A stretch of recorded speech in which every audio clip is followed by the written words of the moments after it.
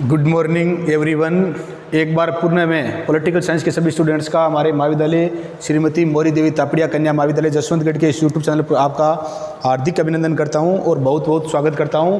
और अगर किसी भी स्टूडेंट ने हमारे महाविद्यालय के इस यूट्यूब चैनल को सब्सक्राइब नहीं किया है तो सब्सक्राइब कर लो, क्योंकि यहाँ पर यूनिवर्सिटीज़ जो एग्ज़ाम है उसकी ऑनलाइन है वो प्रिपरेशन करवाई जा रही है और आप भी उसका लाभ ले सके।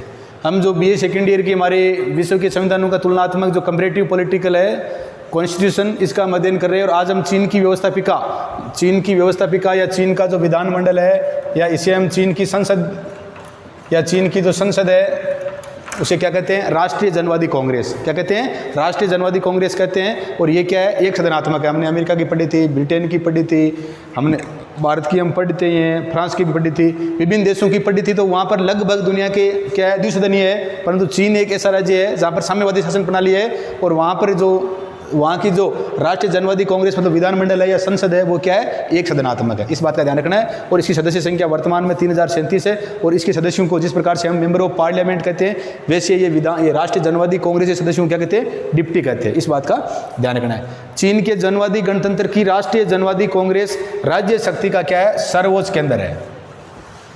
चीन के जनवादी गणतंत्र की राष्ट्रीय जनवादी कांग्रेस है, राज्य शक्ति का क्या है? सर्वोच्च केंद्र है। चीन के विधानमंडल को राष्ट्रीय जनवादी कांग्रेस कहा जाता है। चीन का जो विधानमंडल है, चीन की जो संसद है, यहाँ से 2 नंबर वाला क्वेश्चन है वो आने की संभावना रहती है, तो ध्यान रखना है। चीन के विधानमंडल को, चीन के संसद को क्या कहते हैं? राष्ट्रीय जनवादी कांग्रेस कहा जाता है। इस बात का ध्यान रखना है। और ये क्या है? एक सदनात्मक है। इस बात का ध्यान रखना है।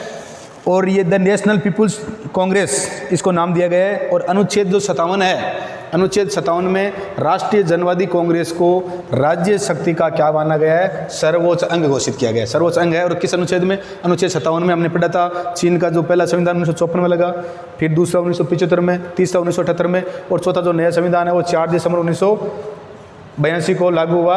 और इस जो संविधान में 138 अनुच्छेद व 4 क्या है? अध्याय है। तो इस अनुच्छेद 57 में कहा गया है कि राष्ट्रीय जनवादी कांग्रेस है ये राज्य मतलब चीन का ये क्या है? राज्य शक्ति का सर्वोच्च अंग घोषित किया गया है इसको। किसको? राष्ट्रीय जनवादी कांग्रेस को। ये वहाँ का क्या है? विधानमंडल है, विधानमंडल या संसद है क्या? राष्ट्रीय जनवादी कांग्रेस। और ये क्या? एक सदनात्मक है। इसकी सदस्य संख्या कितनी है? 3037 है। और इसके सदस्यों को क्या कहा जाता है? डिप्टी कहा जाता है। यहाँ से 2 नंबर वाला क्वेश्चन हर बार आया हुआ है, तो इन बातों को आप इसी तरह से याद कर ले। और 4 संविधान, पहला 1954, दूसरा 1975, तीसरा 1978 और चौथा है जो 4 दिसंबर 1982। और इस संविधान के अनुसार वहाँ पर कितने हैं? 138 अनुच्छेद और 4 अध्याय है।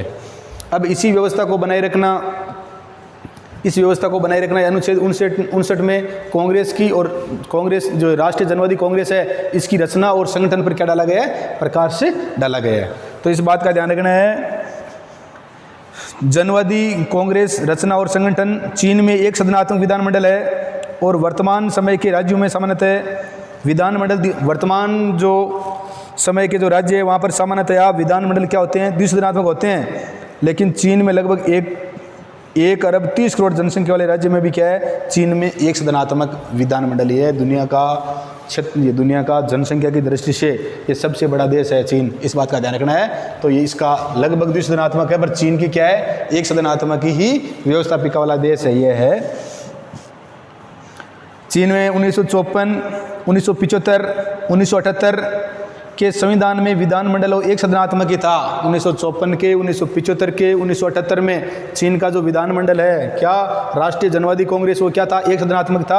और 1982 जो 4 दिसंबर 1982 को जो नया संविधान लागू हुआ जिसमें 138 अनुच्छेद और 4 अध्याय थे, उस संविधान में भी इस व्यवस्था को क्या रखाया गया? बना रखाया गया। किसको? इस व्यवस्था को। किस व्यवस्था को? एक सदनात्मक व्यवस्था को 1982 के संविधान में भी बना यथावत रखा गया, क्योंकि 1954, 1975 और 1978 में भी क्या थी? विधानमंडल एक सदनात्मक था। और फिर 1982 में भी इसको क्या है? एक सदनात्मक ही रखा गया। इस बात का ध्यान रखना है। 1982 के नए संविधान में भी चीन का जो विधानमंडल है या संसद है उसको एक सदनात्मक ही रखा गया। संविधान के अनुच्छेद 59 में राष्ट्रीय जनवादी कांग्रेस की रचना और संगठन पर प्रकाश डाला गया है। संविधान का अनुच्छेद जो 59 है, 1982 का जो नया संविधान है उसके अनुसार कांग्रेस की रचना और संगठन की बात करता है। अनुच्छेद 59 है वो चाइना के जो संविधान है इसकी रचना और संगठन की क्या करता है? बात करता है।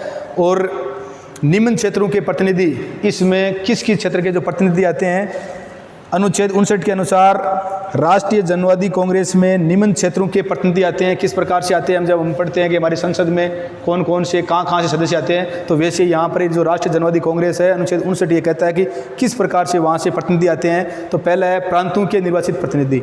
चीन को भी जो प्रशासनिक व्यवस्था के कारण प्रांतों में बांटा गया है, तो सीधे जो प्रांत है या राज्य है वहाँ से डायरेक्ट निर्वाचित होकर आने वाले प्रतिनिधि। दूसरा है स्वशासित क्षेत्रों के, कुछ क्षेत्र ऐसे हैं चीन के जो क्या है स्वशासित, जैसे हांगकांग है वो स्वशासित है, तो वहाँ से आने वाले प्रतिनिधि। तीसरा है केंद्र के सीधे नियंत्रण में जो नगर पालिकाएँ हैं, जिस प्रकार से अपने अजमेर मेरठ था भारत स्वतंत्र होने से पहले, या अपने जो केंद्र शासित प्रदेश है, अभी वर्तमान में कितने केंद्र शासित प्रदेश है, 8 है, ठीक है ना। तो जिस प्रकार से केंद्र शासित प्रदेश है, उन केंद्र शासित प्रदेश की जो नगर पालिकाएँ हैं उनके प्रतिनिधि, और संख्या व निर्वाचित का निर्धारण किस प्रकार से, जो वर्तमान में सदस्य संख्या 3037 है, इसका किस प्रकार से ये संख्या कम या ज़्यादा तो अधिक किस प्रकार से करते हैं, इनका निर्धारण है वो कौन करती है, राष्ट्रीय जनवादी है वो कांग्रेस करती है। तो इस बात का ध्यान रखना, अनुच्छेद 59 के अनुसार राष्ट्रीय जनवादी कांग्रेस के निम्न क्षेत्रों के प्रतिनिधि आते हैं। पहला है प्रांतों के निर्वाचित प्रतिनिधि, सीधे चाइना के जो प्रांत है वहाँ के निर्वाचित प्रतिनिधि। दूसरा है स्वशासित क्षेत्रों के प्रतिनिधि, जो क्षेत्र है जो स्वशासित है उन क्षेत्रों के कुछ क्षेत्र ऐसे हैं चाइना में। तीसरा है केंद्र के सीधे अधिकार में आने वाली नगर पालिकाओं के प्रतिनिधि, जिस प्रकार से हमारे डायरेक्ट केंद्र शासित प्रदेश है भारत में 8, वैसे ही वो केंद्र के सीधे अधिकार में आने वाले नगर पालिकाओं के प्रतिनिधि। और चौथा है जनवादी मुक्ति सेना के प्रतिनिधियों की संख्या का निर्धारण और उनके निर्वाचन की ढंग की व्यवस्था किसके द्वारा की जाती है, कानून के द्वारा की जाती है। और कानून बनाने का काम किसका है, विधानमंडल का। और विधानमंडल कौन है, राष्ट्रीय जनवादी कांग्रेस। और कितने सदनीय है ये, 1 सदनीय है, इस बात का ध्यान रखना है। राष्ट्रीय जनवादी कांग्रेस के प्रतिनिधियों का निर्वाचन वयस्क मताधिकार के आधार पर होता है। राष्ट्रीय जनवादी कांग्रेस के जो प्रतिनिधि है जिनको डिप्टी बोलते हैं, और इनका जो निर्वाचन किस प्रकार होता है, वयस्क मताधिकार के आधार पर होता है। जिस प्रकार से भारत में भी निर्वाचन कैसे होता है, वैसे मताधिकार। वर्तमान में भारत में वैसे मताधिकार की आयु कितने वर्ष है, 18 वर्ष है। मूल संविधान में कितनी थी, 21 वर्ष थी। इसको जो 61वां संविधान संशोधन 1989 है उसमें घटाकर कितना किया गया था, 18 वर्ष किया गया था। तो चीन में भी राष्ट्रीय जनवादी कांग्रेस के प्रतिनिधियों का निर्वाचन वयस्क मताधिकार के आधार पर होता है। और चीन में 18 वर्ष की आयु प्राप्त व्यक्तियों को, भारत की तरह ही चीन में भी, चाइना में भी 18 वर्ष की जो आयु प्राप्त व्यक्ति है उसको क्या माना गया है, वयस्क माना गया है। इस बात का ध्यान रखना है। तो भारत की भांति है वयस्क, चीन में भी आयु कितनी है, 18 वर्ष ही है। सभी वयस्क नागरिक अधिकारी या सभी वयस्क नागरिक मताधिकारी है और निर्वाचन में उम्मीदवार भी हो सकते हैं। सभी वयस्क नागरिक है वो क्या मताधिकार, जिसकी आयु 18 वर्ष हो गई उसको चाइना में जिस प्रकार से भारत में किसी प्रकार का भेदभाव नहीं करते हुए मताधिकार दिया जाता है, वैसे चाइना में भी क्या दिया गया है, मताधिकार है वो दे देते हैं, मत देने का अधिकार दे देते हैं। और वो साथ में क्या हो सकते हैं, उम्मीदवार भी बन सकते हैं।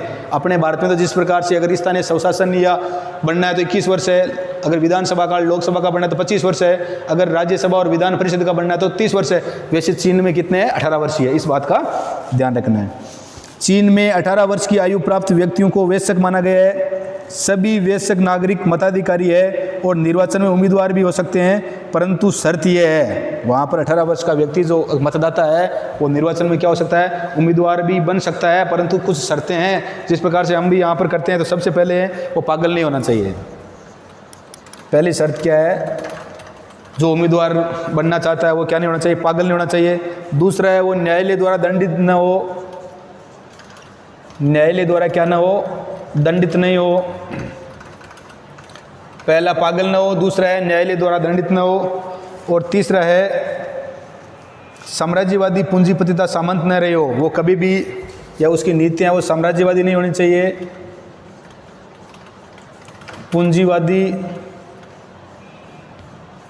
साम्राज्यवादी पूंजीवादी वह कभी वो क्या नहीं रहा हो, सामंत नहीं रहा हो।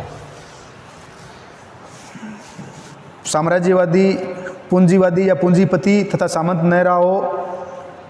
राष्ट्रीयता, प्रजाति, काम धंधे, कुल धार्मिक विश्वास, शिक्षा, संपत्ति या निवास के आधार पर किसी भी व्यक्ति को मताधिकार या उम्मीदवार होने के अधिकार से क्या नहीं किया जा सकता, वंचित नहीं किया जा सकता। इस बात का ध्यान रखना है। चीन में भी किसी भी प्रकार से राष्ट्रीयता के नाम पर, प्रजाति के नाम पर, काम धंधे के नाम पर, कुल धार्मिक विश्वास है, शिक्षा है, संपत्ति है या निवास स्थान के आधार पर किसी भी व्यक्ति को मताधिकार या उम्मीदवार होने के अधिकार से क्या नहीं किया जा सकता, वंचित नहीं किया जा सकता। इस बात का ध्यान रखना है।